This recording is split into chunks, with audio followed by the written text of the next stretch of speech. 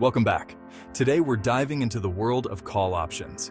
If you're looking to profit from rising stock prices, stay tuned.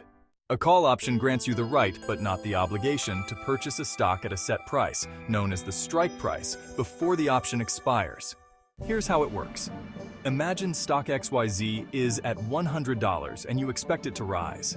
You buy a call option with a $105 strike price, expiring in 1 month.